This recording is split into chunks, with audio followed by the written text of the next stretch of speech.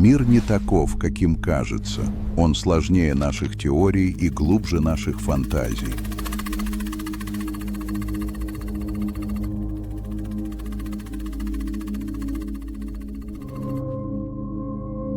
Очевидное, невероятное.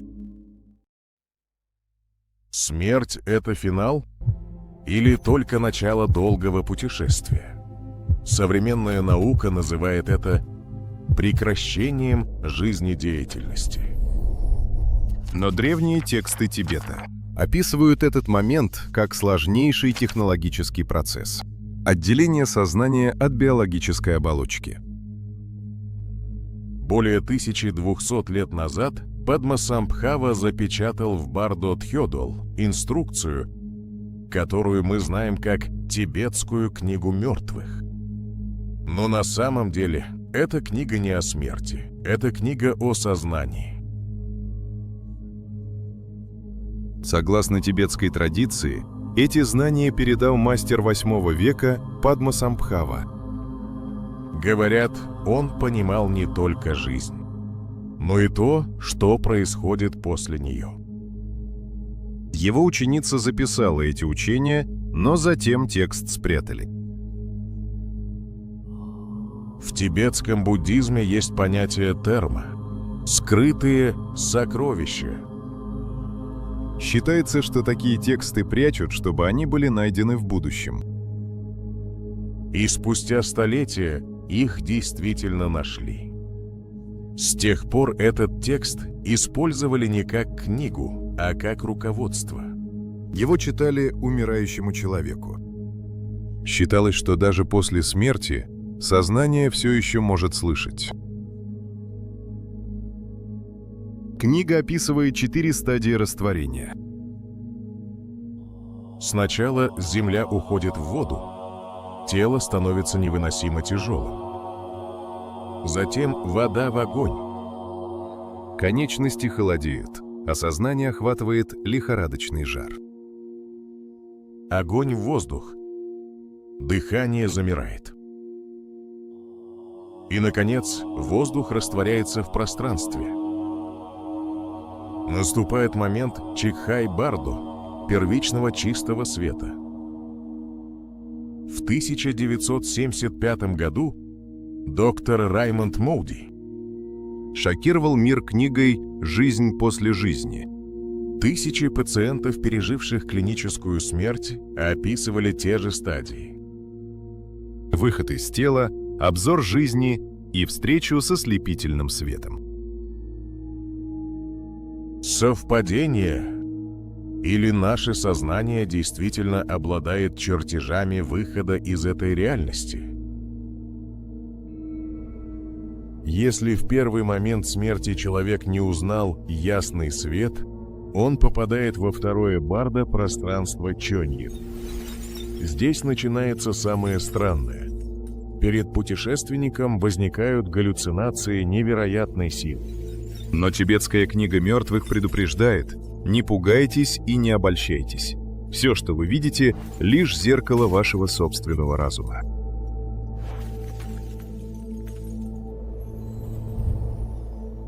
Великий психоаналитик Карл Густав Юнг годами изучал этот текст. Он был поражен. Древние ламы описали то, что он назвал архетипами коллективного бессознательного. Для Юнга книга мертвых была не религиозным догматом, а учебником по психологии, который учит нас понимать: ад и рай находятся внутри, а не снаружи. Книга описывает явление 42 мирных и 58 гневных божеств. Это пугающие и прекрасные образы. Но секрет в том, что это наши собственные эмоции. Ваша доброта и сострадание принимают облик сияющих богов. Ваш гнев, гордыня и страхи материализуются в виде кровожадных демонов. Бардо — это экзамен на способность узнать в монстре самого себя. Главная ловушка здесь — страх. Как только вы признаете «это я», «это плод моего ума», иллюзия распадается, и вы обретаете свободу. Но если вы побежите в ужасе, ваше подсознание построит для вас лабиринт, из которого нет выхода. Мы создаем свою реальность каждую секунду, но только в Барда этот процесс становится мгновенным и необратимым. Но если это все лишь проекции разума, то из чего сделана сама ткань этого пространства? Может ли древняя концепция Майи, иллюзорности мира, иметь под собой твердую научную базу? Если сознание — это не просто химическая реакция в мозге, то где оно прячется? Сэр Роджер Пенроуз, легендарный физик и соратник Стивена Хокинга, вместе с анестезиологом Стюартом Хаммероффом выдвинули революционную теорию Орч-ОР. Они утверждают, наше «я» живет в микротрубочках нейронов, где происходят квантовые процессы. Согласно этой модели, в момент смерти квантовая информация в микротрубочках не уничтожается. Она просто вытекает из биологической оболочки в масштабы Вселенной. То, что тибетские ламы называли «ясным светом», физики называют квантовой запутанностью сознания с самой тканью пространства-времени. В тибетской книге мертвых это описывается как момент максимальной свободы.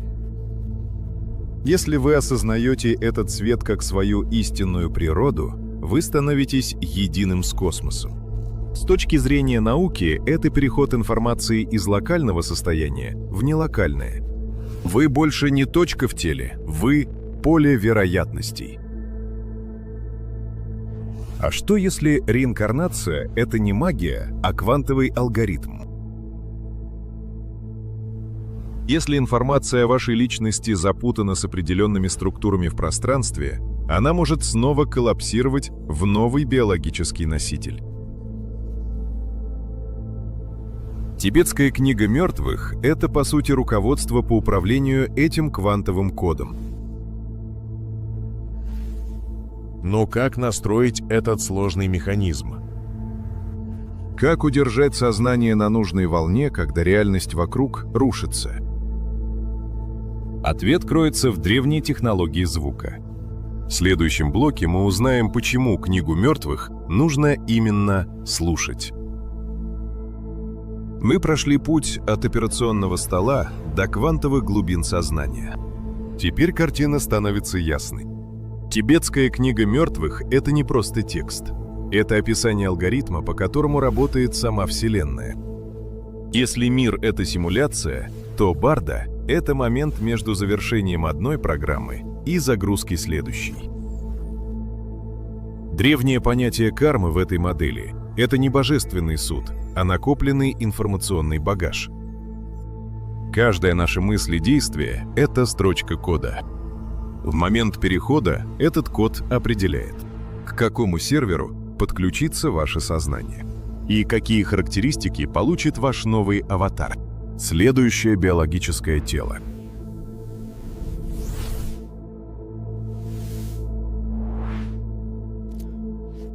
После смерти человек видит не только образы, он видит свет. Разные потоки света, разных цветов. В Бардо Тодл говорится: яркий чистый свет — это природа ума. Но рядом с ним появляются другие, более тусклые, более привлекательные. И именно к ним тянется сознание. Каждый цвет — это не просто свет. Это состояние, это эмоция, это направление, в которое ты движешься. И в конечном итоге это выбор твоего следующего рождения. Белый свет самый яркий. Он символизирует чистое сознание, полную ясность.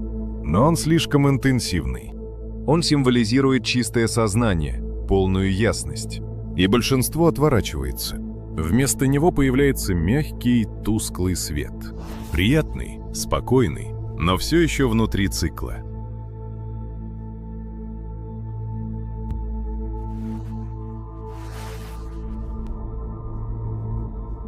Белый свет — это ясность и неподвижность ума. Но рядом возникает тусклый свет гнева, ведущий в мир страдания. Темный, почти черный свет, тяжелый, давящий. Он возникает из гнева, из страха, из желания уничтожить или убежать. Этот цвет ведет в миры страдания, адские миры, в состояние, где боль становится реальностью. Красный свет, пульсирующий, притягательный. Это энергия желания, жажды, ненасытности. Он тянет туда, где всегда хочется больше, но никогда не хватает. В мир предков голодных духов.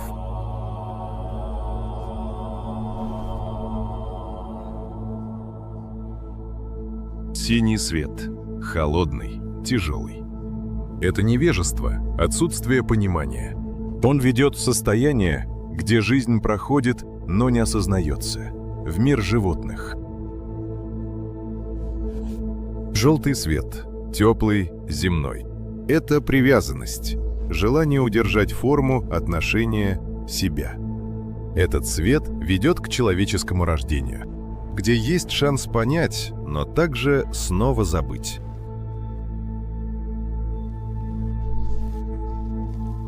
Зеленый свет, движущийся, напряженный. Это энергия сравнения, зависти, постоянной борьбы. Он ведет в мир, где всегда нужно доказывать и никогда не хватает победы. В мир асуров. Белый свет, мягкий, приятный, почти идеальный. Это состояние удовольствия, спокойствия, но без осознанности. Безмятежная жизнь в мире богов. И даже здесь цикл не заканчивается. В этой книге говорится: ты не выбираешь сознательно, ты просто следуешь за тем, что тебе привычно. За тем, что кажется безопасным, даже если это снова приводит к страданию. Самое странное, самый яркий свет, тот, который может освободить тебя, кажется самым пугающим. А мягкий, знакомый, удерживает тебя внутри цикла. Ты не попадаешь в другой мир. Ты продолжаешь тот, к которому привык.